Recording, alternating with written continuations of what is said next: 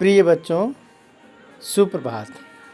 आज कक्षा 11 हिंदी की क्लास में हम काव्य पाठ 3 पढ़ेंगे, जिसमें सूरदास ने अपनी रचनाओं के विषय में जो भी कुछ लिखा है उसका कुछ अंश दिया गया है।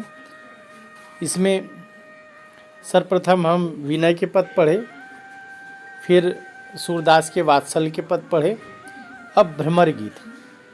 तो सबसे पहले इस क्रम में यह समझते हैं कि यह भ्रमर का मतलब क्या होता है। भ्रमर का मतलब भंवरा और गीत का मतलब गीत, भंवरे का गीत। ये भंवर शब्द जो है, भ्रमर शब्द भंवरा उद्धव को भी कहा गया है और कृष्ण को भी कहा गया है। दोनों के अर्थ में कहीं कहीं प्रयोग दोनों में मिलता है, कहीं उद्धव के लिए, कहीं जो है कृष्ण के लिए। तो इस प्रकार और भ्रमर में भंवरा होता है। यहाँ देखिए कुछ इसके संदर्भ में लिखा भी गया है आपके पुस्तक में। भ्रमर गीत के गोपी और उद्धव संवाद के वाग्दिकता का विकसित रूप दिखाई देता है। कहने का मतलब कि गोपी और उद्धव के संवाद, बातचीत का इसमें वर्णन किया गया है। वाग्विधता, इसका मतलब भी इसमें बताया गया है। और ये कहा गया है कि ज्ञान गरिमा से मंडित उद्धव बहुत ज्ञानी थे, इसीलिए ज्ञान गरिमा से मंडित शब्द का प्रयोग किया गया है। को कृष्ण गोकुल इसलिए भेजते हैं कि वे गोपियों को निराकार की ओर उन्मुख कर सके। उद्धव को कृष्ण गोकुल इसलिए भेजते हैं और कहते हैं कि आप जो है निराकार ईश्वर के विषय में बताइए। मेरा चिंतन मनन करने से कोई फायदा नहीं, ये निराकार ईश्वर की उपासना करें, आप इस चीज़ को समझाइए। तो प्रस्तुत अंश के अंतर्गत गोपियों के प्रत्युत्तरों में वाग्विधता कूट कूट कर भरी हुई है। सच पूछिए तो वाग्विधता का नाम यही है कि सामने वाले व्यक्ति को ऐसा खरा और चुभा हुआ उत्तर दिया जाए कि उसकी बोलती बंद हो जाए। यही जो है इसका अर्थ होता है। साधारण रूप में इसे हम व्यंग या बड़ा भाई कह सकते हैं। व्यंग का बड़ा भाई कह सकते हैं, जो साधारण लोगों को ही प्राप्त है, जो असाधारण लोगों को ही प्राप्त है। ये असाधारण लोग ही इस तरह की बातें कर सकते हैं कि किसी की बोलती बंद कर दें। ये असाधारण किसको कहा गया? गोपियों को कहा गया है। सूरदास कहते हैं अपने इस पद में, आइए इसके पद को पढ़ते हैं।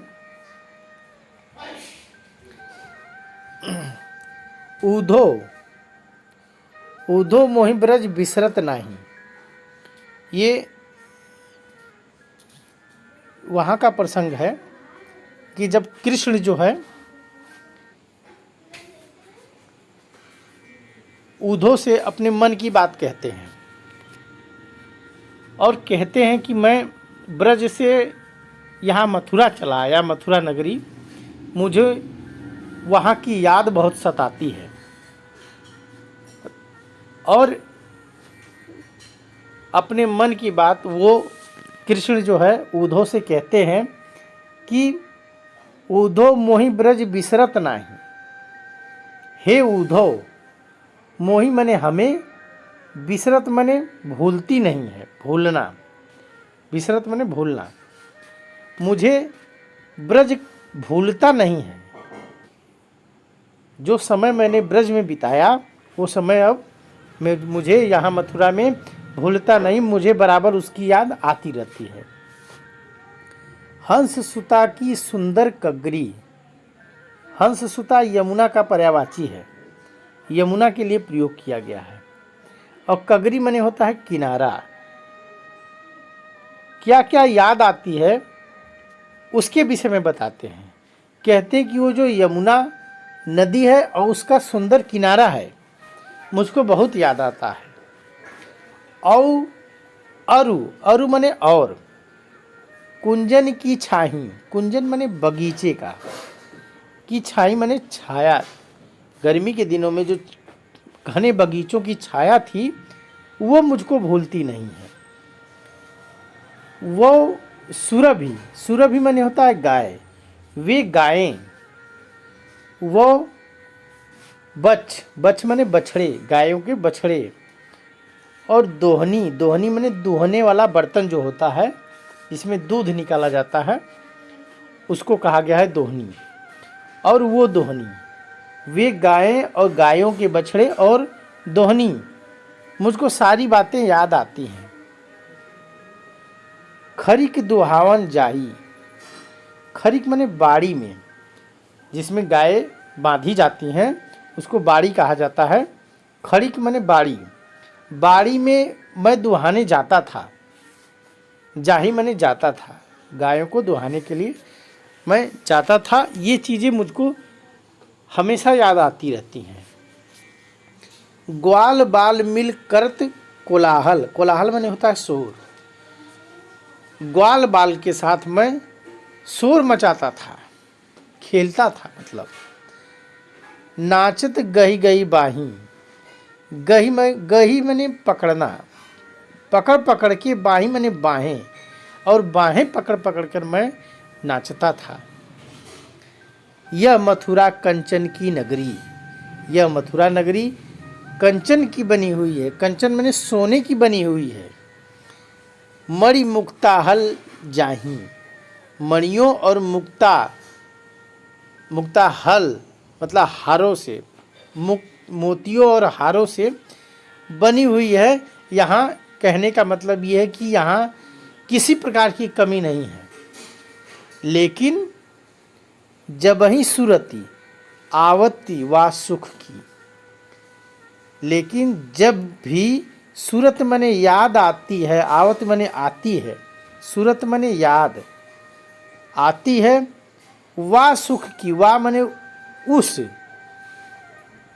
सुख की, उस सुख की मतलब कि ब्रज के सुख की जब भी मुझको याद आती है, जिय उमगत तन नाई, जी मने मन, उमगत मने उमड़ता है। मेरा जी जो है, मन जो है उमड़ने लगता है। जब भी मुझको उस सुख की याद आती है, ब्रज में बिताए समयों की याद आती है, तब मेरा जी, मेरा मन उमड़ने लगता है। तन नाही, तन मने होता है शरीर, नाही मने नहीं। मुझको अपने शरीर की सुध नहीं रहती है, सुध बुध नहीं रहती है।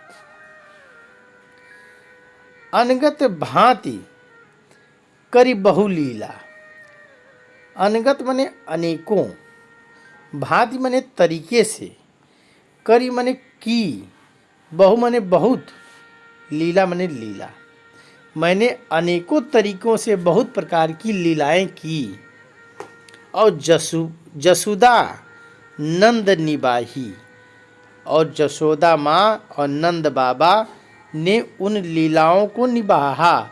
मैंने बहुत शरारत किया, बहुत लीलाएं की, बहुत बदमाशी किया, बहुत शरारत किया, लेकिन नंद बाबा और जसोदा माँ ने मेरी सब शरारतों को जो है, मेरी लीलाओं को बर्दाश्त किया। निभाहा मैंने बर्दाश्त किया।